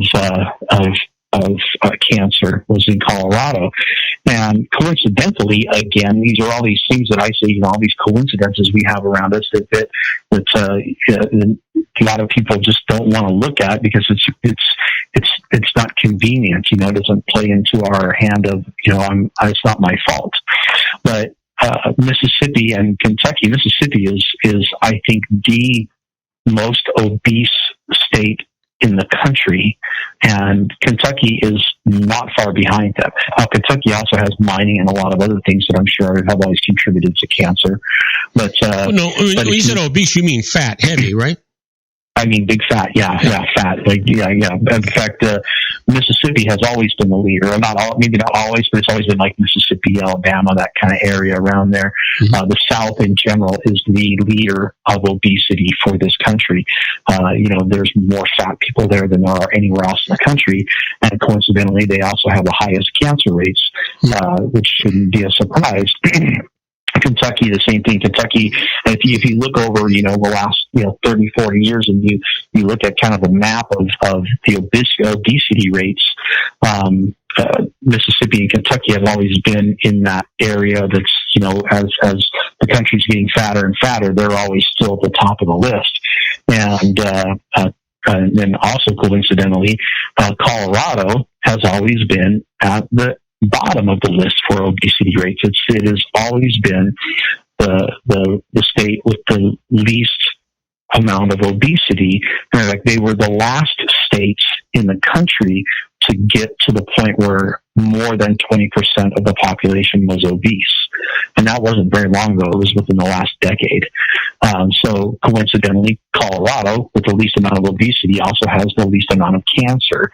And I know one of the places on the list was a county that's in Texas I was looking at, and it's a county that's out in the middle of nowhere, Texas. There's not an interstate nearby. The closest, and I say quote unquote big city is El Paso, which is not a big city, and the next closest one I think was Houston, and so this is a place that's out in the middle of nowhere where they're not exposed to all of the the pollutants from the big cities, from the traffic, from the interstates and all the high powered lines that we have around us and all these different things and factories and so on. And so their cancer rate, I think they were like number 5th or number 6th or something like that in the country. And that's in the middle of nowhere, Texas. And so you would expect that. And really what that boils down to is the thing that a lot of us have been talking about, and that is the lifestyle that we live in the South. We know that the South is not known for healthy cooking. It's catfish and hush puppies and grits and biscuits and gravy and no exercise. And no exercise and a lot of poverty and on and on. And all that food tastes great, but it's really, it's something that you can have once in a while. But you eat, biscuits and gravy and pork chops for breakfast every day. Well, that sounds not only tasty, it sounds really healthy to me, buddy. It sounds absolutely fabulous. Hey, listen, we got to take one more short break, and then we're going to be back with our own Sean LaFave in a Geared for Wellness Corner. And you know what? We're talking about you. We'll be right back. Isn't it time to shine the spotlight on your expertise? The Interview, starring you. Here's your chance to capture 5 minutes of fame with The Interview. This isn't just any interview. This is your opportunity to showcase your expertise and position yourself as a trusted expert in a one-on-one video interview hosted by Robert Cardoza, host of the nationally syndicated show Robert Cardoza Live and powered by AHA Studios. What is it? A professionally recorded video for your use. Robert Cardoza interviews you on the set where he records his show. Professional interview showcases your expertise and value, shot in a state-of-the-art studio. And what's in it for you?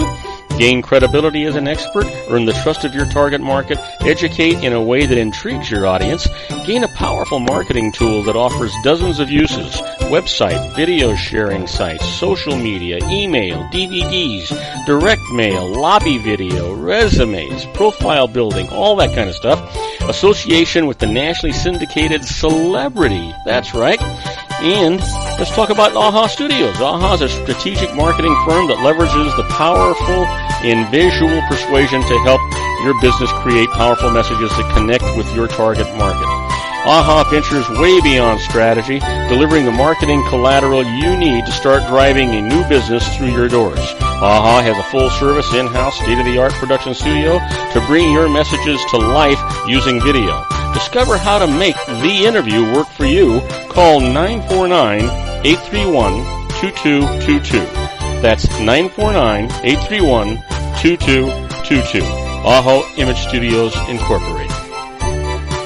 Dr. Stephen Tidwell, Gentle Family Dentistry in a caring, personalized environment. Here at Dr. Tidwell's office, we are dedicated to helping you keep your teeth healthy. We are a state-of-the-art dental practice that still believes in traditional values, such as excellent customer service and individual attention. We have a special welcoming offer for you for just $39, a complete exam, personal consultation, professional cleaning, and all necessary x-rays. That's a $266 value for $39.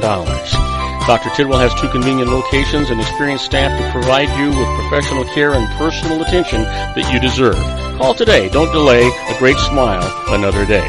Call 909-944-7308. That's 909-944-7308 for Rancho Cucamonga or San Bernardino. Joel Saltzman is Dr. Wireless. He has turned his considerable expertise into consumer credit risk and wireless security into a highly specialized independent web-based consulting enterprise targeting consumer credit risk analysis and wireless transactional security and monitoring.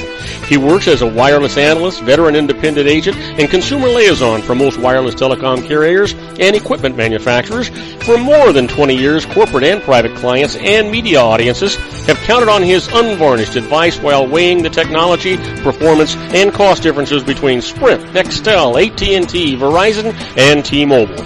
Joel specializes in setting up mobile wireless hotspots to be used for disaster preparedness, business continuity, and mobile wireless merchant processing solutions. Call Dr. Wireless at 310-400-4900 or go to his webpage at drwireless.com. Again, call 310-400-4900 or his webpage at drwireless.com. You'll be glad you did. And now, back to our show.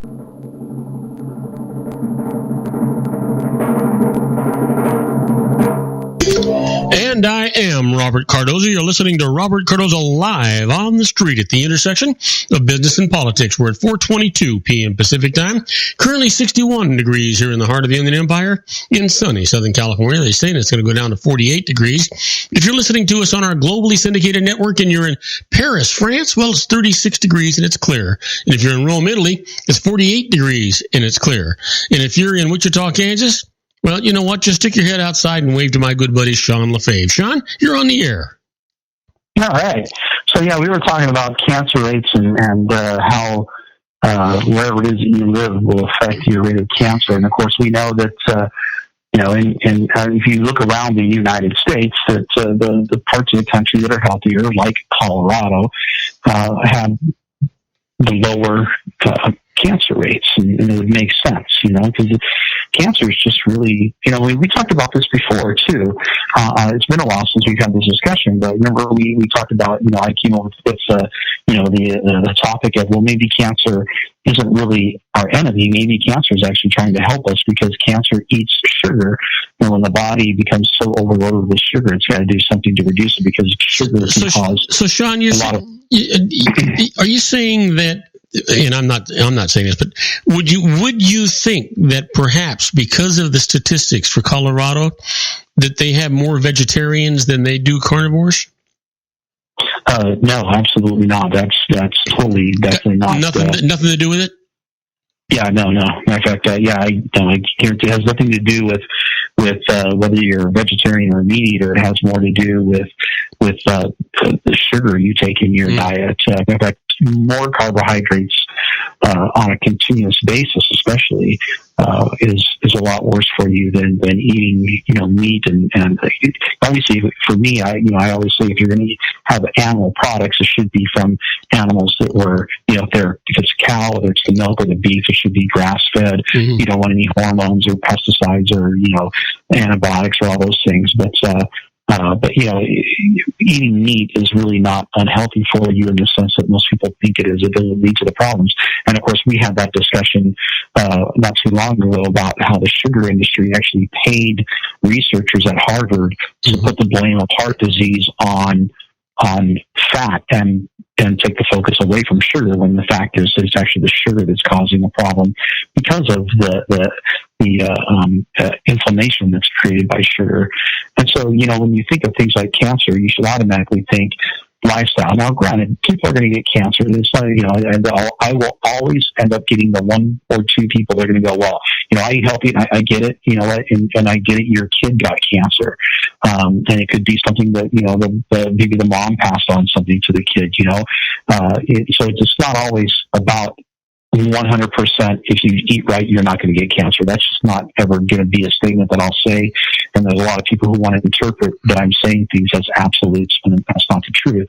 But all things being equal, eating a crappy diet is going to lead to cancer a whole lot faster than eating a diet of rich in whole foods that are not processed and are organic, without any pesticides and so on. And so, what also you can look at is the highest rates of cancer. There was another, I kind of did some more research after I looked at the articles that you sent me, which I can't even, the links to them were gone by today.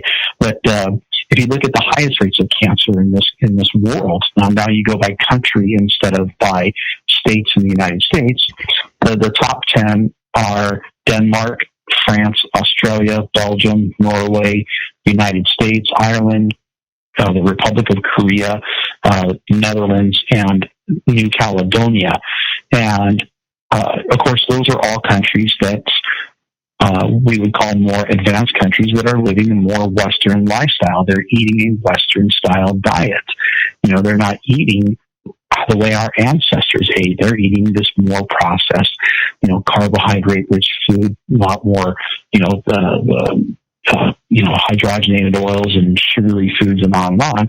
And of course, we would expect to see higher cancer rates. And if you look at the lowest cancer rates, it's countries like Niger, Gambia, Cape Verde, Bhutan, Yemen, Oman, Namibia, Guinea-Bissau, Nepal, and Mauritania.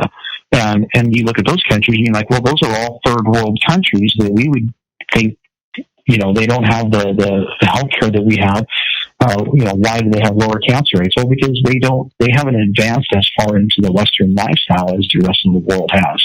They're still eating, grubs, and they're still eating berries, and they're still eating the animals that they actually have to hunt and kill in some of these parts of the world. You're looking at most of this is, Africa, Middle East, and Asia. And, they're countries that aren't technologically as advanced as the Western, as these other 10 that are high in cancer. And they haven't reached to a point where they're eating the processed foods. They may still be eating, some sort of a mush that they make from the local rice or masa plant or, whatever it is that they're cooking. They're getting stuff that's whole food that they've got to cook and prepare themselves, and they've got to go forage for, or they've got gardens or whatever the case might be. They've got to hunt.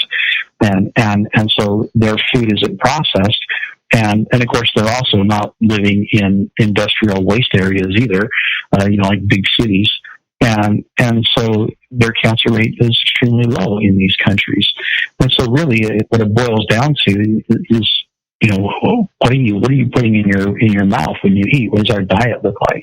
And to me, that's the biggest factor when it comes to cancer. It's not a matter of, my family had cancer. Your parents had cancer, your grandparents had cancer. Well, you're going to get cancer if you live the same lifestyle that your parents lived. But if you make some changes, and it's not always easy, especially if you've been living that lifestyle for, all of your life, and now you're an adult, and you've even got kids of your own or whatever, and you go, and I've got to change this way of life to prevent this from happening to me. It's not an easy thing to do, but it certainly is what's needed to be done to prevent these diseases, whether it's cancer, or if you look at Western cultures, as the country becomes more westernized, what happens is obesity sets in, and then diabetes sets in, and then cancer sets in that order. It's just a natural evolution of dietary change, going from, like Australia, they're on this as their third. And there's a book out there. Oh my gosh, I can't think of the name of it all of a sudden, but it doesn't matter. In the book, he was talking about the Aboriginals, people of Australia that lived the Western diet with a very short lifespan. But if you took them and just let them go eat what they naturally would eat before the Western lifestyle came in, and they would eat, a lot of animal products. They would eat kangaroo, and they would, eat, fish, and then they would eat a lot of different, half their food came from animals, and they would find some, even some grubs, or they would find, some plants to eat or whatever. But all of a sudden, all the markers of disease like blood pressure and diabetes and obesity, all that all went away by letting them just live off the land like they were supposed to, like they did, hundreds of years ago. And so, when it comes to things like cancer and diabetes and blood pressure and even things like, Alzheimer's, it's environmental. It's the diet that we eat. It's the toxins that our body's exposed to. It's all these. I mean, if you can remove the source, remove the bad food. If it's a person who needs to be detoxed for toxins in their body, like heavy metals, you got to go through a process for that. But that's what this all really boils down to is. So Sean, when we talk about lifestyle and we talk about air quality and we talk about what you ingest nutritionally, and we're talking about that as opposed to diseases and things, are we getting right down to we still don't know a whole lot more than we did 50 years ago? Are you saying we don't know more? We haven't advanced much as far as what we know, because if we have, why haven't they solved some of these problems?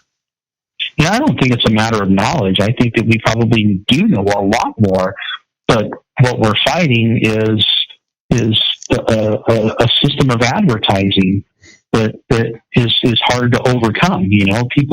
People like doing things that feel good. I've even seen Uncle Ben's rice. Mm-hmm. They have this commercial for their instant rice that you just throw in the microwave, which, first of all, it's rice that's been stripped of all of its fiber and nutrients, and then it's put in a plastic bag, and it's been pre-cooked, and now you got to do is add some water and heat it up and stick it in the microwave, which is going to do even more damage to it. And during the whole commercial, it's this young couple, very attractive young couple in the kitchen, groping all over each other, and, life is good, and they're basically they're stopping short of having sex right there on the commercial, and obviously that all came because they're eating Uncle Ben's instant rice.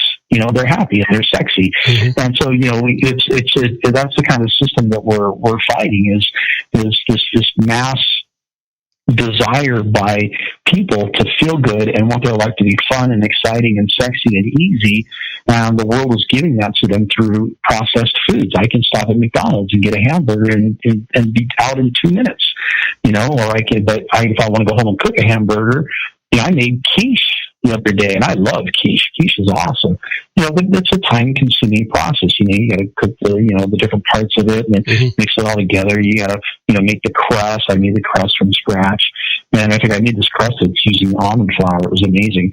But And then you got to stick it in the oven and cook it for, 50 minutes or whatever, almost an hour. And a lot of people just, we've lost patience for things like that. I know people that just, in fact, I answer these questions on this detox challenge website that we do for these people who are going through this program. And they ask a bunch of questions, and one person said, well, a lot of these recipes on here are difficult for me to do because I don't have the time to cook the food. And I'm going, well, I don't even know how to answer a question like that. So I'm sorry you don't have time to cook your food, but you can either just figure out a way to cook food for yourself now, or you can figure out a way to use a walker and live with diabetes and cancer and figure out how to have the time to go to your physician for chemo and radiation, 10 years down the road. And so, it's really a matter of priorities, and our priorities are off in this country. So do we have the knowledge? Yeah, we've got the knowledge, but people don't want to make change. I've got a friend here in Wichita that, years ago, he and I were talking. We used to hang out at Starbucks a lot, and we'd have these great conversations, and he was an emergency room physician, and he used to be in family practice. And I asked him, I said, this was over 10 years ago. I said, why did you choose to leave the family practice and go into emergency medicine? I said, I'm a big fan of emergency medicine. Of all the uses for medicine, it's my favorite one, but why did you leave family practice? He goes, Sean, I got tired of seeing the same people over and over and over again for the same health problems. They would come in, I'd tell them what to do, they'd leave, 6 months later they'd come back with the same problem. He goes, I felt like I was getting nowhere. All I was doing was talking with people, telling them what they should do, maybe giving them some medication to lower their blood pressure or whatever, and then they would just ignore me and keep doing the things they've always been doing. They've always been doing that have gotten them to where they are. He goes, with the emergency room, he goes, someone comes in, they're broken, and I fix them and I send them out the door. He goes, I feel like at least I did something to benefit that person's life. He goes, in family medicine, he goes, I didn't feel like I was making a difference. That makes sense. That makes a lot of sense. Yeah. I think that's the bigger part of the problem is, I obviously don't always talk real nice about the medical system in general. And I've gotten really good lately at not pointing the finger at doctors, although I do believe that doctors do have a responsibility that is, they've gotten themselves in a catch-22, where I think that they genuinely want to help people. But they also understand that to give a person the amount of time that it takes to help that person and get them to change their lives and educate them, you've just lost your bottom line, and you can't stay in business. You can't even afford to pay your malpractice insurance, let alone rent for your building that you're in and staff and on and on. So it's a bit of a catch-22. So I still feel that medical doctors have a responsibility, but I also understand that the system has set them up in a way that they just are really financially not able to do what needs to be done, and that's the big part of the problem. It's not the knowledge; it's that we live in a system where they've been bought and paid for by debt. Yeah, exactly. They've been bought and paid for by debt. They are slaves to the medical school that they have to now pay off. Yep. So, Sean, guess what time it is?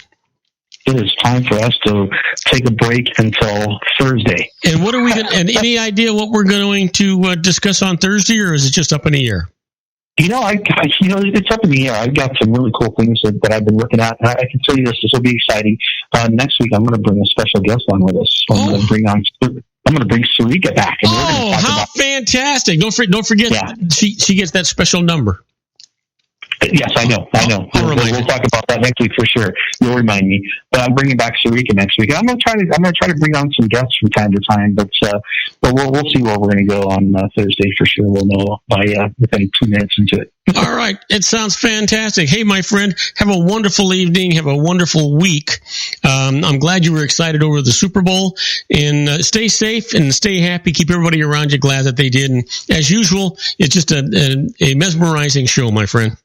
Robert, see you. Had a fantastic time. Thanks. I'll see you Thursday. All right. Take care. If you want to increase your client base and sales, then consider this. The Relationship Building Network at RBN. Given the current economic conditions and challenges, we all need to work smarter, make smarter decisions, invest our hard-earned dollars where it'll yield the best return for our investment. Many business professionals claim that the most effective networking group in Orange County is RBN. No other networking group or organization can offer what RBN offers. Make every year your best year. Join RBN and start reaping the benefits today. Nearly 3,000 businesses have joined RBN and experienced those benefits. Why join RBN? It's one group. It's one membership. It's no renewals. It's all through Orange County. RBN is a freestyle networking group. No mandatory attendance, no restrictions, no rules, and no penalties. Call them at 949-830-5776 or go to their website at rbninfo.com. That's 949-830-5776. If you've ever dreamed of having your own business to make your life secure, Water's Edge Wineries might be just the ticket. In 2004, their founder, Ken Lineberger, created the first winery franchise in California. It was a new concept with all of the functionality of a traditional winery, but without the vineyards. They purchased high-quality grape must from one of the largest winemaking companies in the world. Then they craft each wine carefully and bottle it right at their location. The winery was built to satisfy consumer demand for wine by the bottle and by the glass, but still kept the element of allowing customers to bottle their own custom vintage. Now, they're opening urban wineries across the United States under the brand Water's Edge Wineries. If you've ever dreamed of owning your own winery, it may be in reach right now through Water's Edge Wineries. Just give them a call at 909-468-9463, extension 700. That's Water's Edge Wineries, 909-468-9463. Have you ever found yourself caught between a rock and a hard place? The law offices of Blomberg, Benson, and Garrett might be just the answer for you. The attorneys of Blomberg, Benson, and Garrett have been serving the Inland Empire since 1989. They're dedicated to the aggressive litigation of civil, criminal, and real estate matters. Over the years, they have recovered tens of millions of dollars for their clients. The firm's practice specializes in litigation of personal injury, accident, slip and fall, real estate, and criminal law cases. The firm provides clients with the care, accuracy, and dedication of experienced attorneys. Blomberg, Benson, and Garrett is located at 10300 4th Street, Suite 150 in Rancho Cucamonga, California. They've been providing the Inland Empire residents with outstanding legal services for over 25 years. They look forward to providing you with aggressive legal representation. Call them at 909-945-5000, where you can talk to a person, not a machine. That's 909-945-5000, the law offices of Blomberg, Benson, and Garrett. And now let's get back to our show where we talk about politics, money, and you.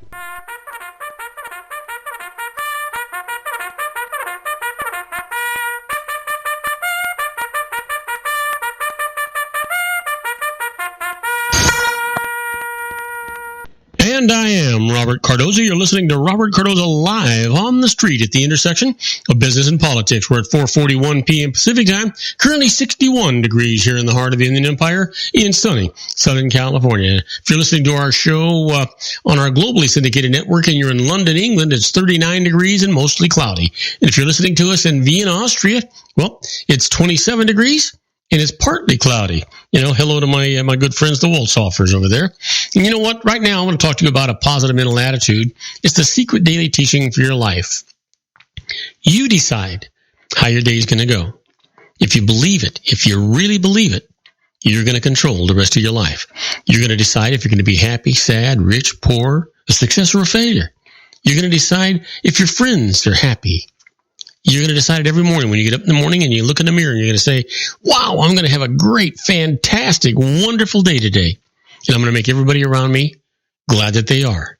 Well, our teaching for today is, you are the most powerful magnet in the universe. You contain a magnetic power within you that is more powerful than anything in this world. And this unfathomable magnetic power is emitted through your thoughts.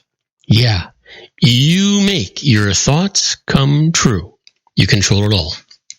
Well, you know what? Whoops, what the heck just happened here? Let's try this again. There we go.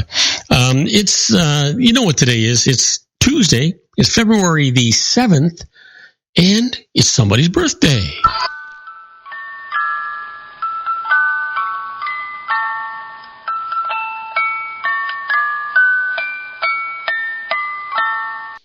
we've got some terrific birthdays today. So you know what? We might as well just get right on to them.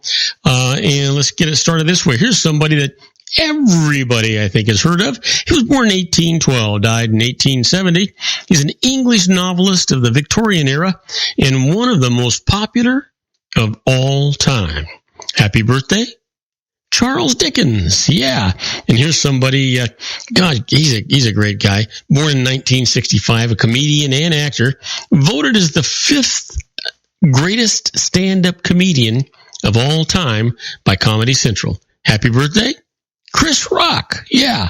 And then finally, born in 1978, an actor best known for playing Kelso on the 70s show. He created, produced, and hosted Punk'd. Happy birthday, Ashton Kutcher. Yeah. Well, I know you're just wondering, right? You just had to be wondering what the heck was going on today in history. But you don't have to wonder anymore because I'm about to tell you. So sit down, relax, and get a load of this. On February the 7th, 1882, the last heavyweight boxing championship bare-knuckled fight takes place in Mississippi City, Mississippi. And on this date in 1907, the Mud March was the very first large procession organized by the National Union of Women's Suffrage Societies. That's NUWSS. And then finally, on this date in 1991, Haiti's first democratically elected president, Jean-Bertrand Aristide, is sworn in. Well, there's that. Well, you know what? Our quote for today comes from Josh Billings. And Josh says, "Life consists not in holding good cards, but in playing those you hold well." Now, that makes a whole lot of sense. You know what? We got some time on our hands here today, too. It's time for us to do our interesting but useless facts. But, since I got a couple minutes, let me tell you that we have our app out there, and I want to encourage you to get it. It's absolutely free. Just go to your app store, search Robert Cardoza Live. The app is right there. Like I say, it's absolutely free. Download it, put it on your iPad, or put it on your iPhone, put it on your desktop, put it on any of your operating systems, whether it be Windows or the iOS, and it's absolutely free. You can listen to our show 24/7. You can even listen to us live if we're broadcasting live, like we are right now, or you can just listen to the show at your own leisure. You know what? I would be glad you did that. Your friends will be glad you did it. Tell them all about it, and you'll be glad that you did it as well. Now, right now, I want to talk to you about interesting but useless facts. Did you know there are 119 ridges around the outside of a U.S. quarter? Now, 118 around the outside of a U.S. dime, and 150 around the outside of a U.S. Kennedy $50. Now, I don't know if that has any meaning or not, but they're there if you want to count them. Did you know that in the building trade, a slate measuring 24 by 12 inches is called, I don't know what the hell it's called. It's called something. Anyway, how about this? Can you believe that? They sent me this thing, and they didn't even bother to finish it. Huh. Well, here's one for you. A Boeing 747's wingspan is longer than the Wright brothers' first flight. Can you imagine? Can you imagine? You know what? An average pig squeals at a range from 100 to 115 decibels. Yeah, and it will irritate the living death out of you. The first one scares you, then the rest of it irritates you. How about this? Brazil is the 5th largest country in the world, behind Russia, Canada, China, and the United States. It's only 300,000 square miles smaller than the United States. Australia, India, Argentina, Kazakhstan, and Sudan round out the top 10. Interesting, huh? Now, that's got nothing to do with the economy, folks. It's the sizes. How about this? Did you know that airport security personnel find about 6 weapons a day searching passengers? Now, there is a scary thought for you. Try this one on for size. During the heating months of winter, the relative humidity of the average American home is 13%, nearly twice as dry as the Sahara Desert because of that heating. Yeah. How about this one? Man, you can get dehydrated. I mean, your skin starts to flake and itch and all that. You know what we're talking about. Did you know that 100 tons of barnacles collect on the bottom of a steamship every year? 100 tons. Wow. Well, speaking of that, how about most crocodiles live in freshwater rivers and lakes, but some live in salt water. Go figure. How the heck did they do that? Well, let me give you this one. Did you know that the phrase guinea pig originated when a tax was imposed on powder for wigs in England to help pay for the war with Napoleon? The list of those who had paid the guinea, £1, 1 shilling, was posted on their parish church door. As they were the wealthy of the day, they became known as the guinea pigs. Yeah, now you know that one, right? How about this? Did you know that in Nevada, it is illegal to ride a camel on the highway? Yeah. How crazy is that? How about this? Did you know that Babe was played by over 50 pigs? 50. The movie Babe. Yeah. Well, let me leave you with this one. If you combined all the muscles in an average human into one muscle, the force it would be capable of producing is about 2,000 tons. Now that is really something. Well, don't go away. When we come back, we're going to do our tribute to the late, great Paul Harvey and the rest of the story. Today's story is going to be a sex change for Otto. You're not going to want to miss it. You're going to find it really interesting. We'll be right back after these brief messages. Don't go away, folks. Isn't it time to shine the spotlight on your expertise? The Interview, starring you. Here's your chance to capture 5 minutes of fame with The Interview.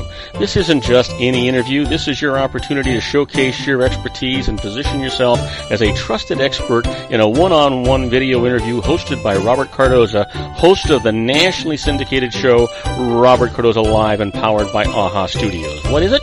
A professionally recorded video for your use. Robert Cardoza interviews you on the set where he records his show. Professional interview showcases your expertise and value, shot in a state-of-the-art studio. And what's in it for you? Gain credibility as an expert, earn the trust of your target market, educate in a way that intrigues your audience, gain a powerful marketing tool that offers dozens of uses, website, video sharing sites, social media, email, DVDs, direct mail, lobby video, resumes, profile building, all that kind of stuff. Association with the nationally syndicated celebrity. That's right. And let's talk about AHA Studios. AHA is a strategic marketing firm that leverages the powerful and visual persuasion to help your business create powerful messages that connect with your target market. AHA ventures way beyond strategy, delivering the marketing collateral you need to start driving a new business through your doors. AHA has a full-service, in-house, state-of-the-art production studio to bring your messages to life using video. Discover how to make The Interview work for you. Call 949-831-2222. That's 949-831-2222. AHA Image Studios Incorporated. Dr. Stephen Tidwell, Gentle Family Dentistry in a caring, personalized environment. Here at Dr. Tidwell's office, we are dedicated to helping you keep your teeth healthy. We are a state-of-the-art dental practice that still believes in traditional values, such as excellent customer service and individual attention. We have a special welcoming offer for you for just $39, a complete exam, personal consultation, professional cleaning, and all necessary x-rays. That's a $266 value for $39. Dr. Tidwell has 2 convenient locations and experienced staff to provide you with professional care and personal attention that you deserve. Call today. Don't delay. A great smile another day. Call 909-944-7308. That's 909-944-7308 for Rancho Cucamonga or San Bernardino. Joel Saltzman is Dr. Wireless. He has turned his considerable expertise into consumer credit risk and wireless security into a highly specialized independent web-based consulting enterprise targeting consumer credit risk analysis and wireless transactional security and monitoring. He works as a wireless analyst, veteran independent agent, and consumer liaison for most wireless telecom carriers and equipment manufacturers. For more than 20 years, corporate and private clients and media audiences have counted on his unvarnished advice while weighing the technology, performance, and cost differences between Sprint, Nextel, AT&T, Verizon, and T-Mobile. Joel specializes in setting up mobile wireless hotspots to be used for disaster preparedness, business continuity, and mobile wireless merchant processing solutions. Call Dr. Wireless at 310-400-4900 or go to his webpage at drwireless.com. Again, call 310-400-4900 or his webpage at drwireless.com. You'll be glad you did. And now, back to our show.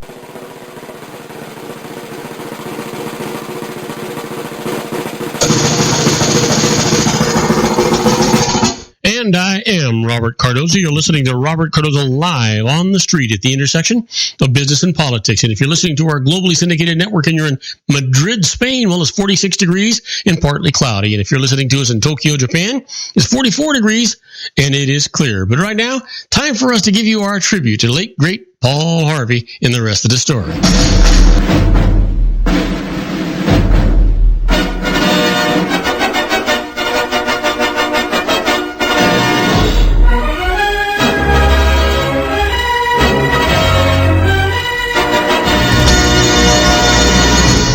Yes, sir. You know what the American Broadcasting Company calls him? The biggest voice in America. He's Paul Harvey, and each week millions of listeners, viewers, and readers awaited his unraveling of the mysteries of events and the lives of people past and present. Heard on over 1,400 radio stations, seen on 110 television stations, and read in over 300 newspapers.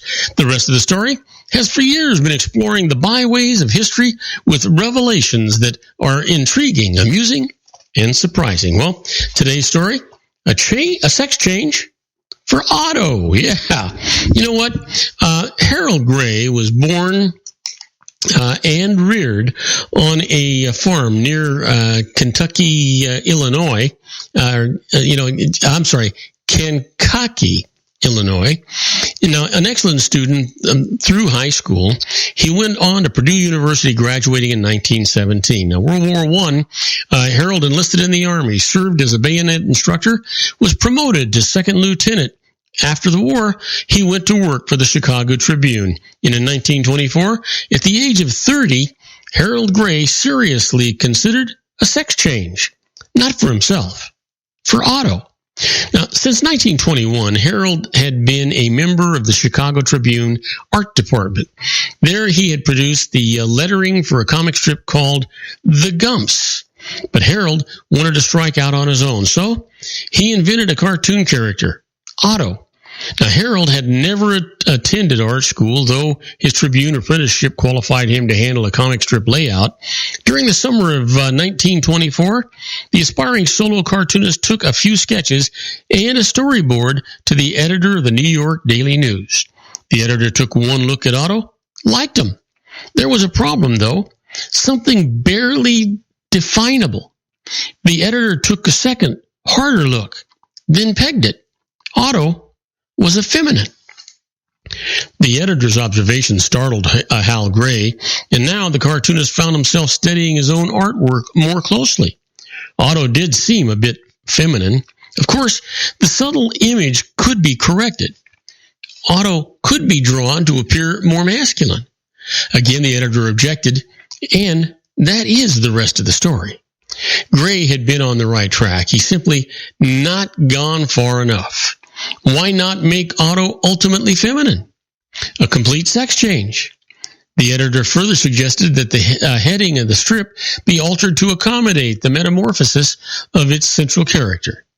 Gray had been flirting with the title of a James Whitcomb Riley poem. Now that Otto was a she, the title could be used verbatim. And that's how it happened. Within months of its debut, November the 2nd, 1924, Gray's comic strip was a coast-to-coast syndicated smash success. As the serialized stories developed, threads of violence laced through them. And they laced them together, too. Gray's cartoon became the object of controversy because of one episode which glorified hoodlums, 30 newspapers suspended the strip. Yet, Harold Gray knew what his readers wanted, and they made him many times a millionaire. He perpetrated his creation personally and perpetuated it for 45 years until the day he actually died. You've forgotten that comic strip title was borrowed from James Whitcomb Riley, and you never knew that the heroine began as a hero until now. For the cartoon character with whom you fell in love, first in the funnies, now on the Broadway stage, was creatively transformed more than a half century ago, subjected to pre-publication pen and ink surgery by artist Harold Gray. And in his way, Little Orphan Otto became Little Orphan Annie. And now you know the rest of the story. Don't forget that tomorrow's story is going to be Telltale. You're not going to want to miss it. Fantastic story. And then tomorrow's show, I'm going to be talking to you about how to get out of some embarrassing situations, and I'll give you some gift-giving do's and don'ts. Joel Saltzman will be here, Dr. Wireless. He'll be talking about wireless technology news, and then I'll continue our tribute, like I said, to the late, great Paul Harvey and the rest of the story. Please tell all your friends about our show here on the RLC Broadcasting Network. You'll be glad you did, they'll be glad you did, and I promise you, I'll be glad you did. That's our show for today. Beginning today, treat everyone you meet as if they were going to be dead by midnight. Extend them all the care, kindness, and understanding that you can muster. Your life will never be the same again. So many of our dreams at first seem impossible, then they seem improbable, and then when we summon the will, they soon become inevitable. You know, the real secret of happiness is to make others believe that they're the cause of it. Robert Cardoza Live is brought to you by blogtalkradio.com every Monday through Friday from 4 p.m. to 6 p.m. Pacific Time. Now, go out and make it a great day. Your host has been Robert Cardoza, the technical advisor, Matchstick Digital, and your executive producer, also Robert Cardoza.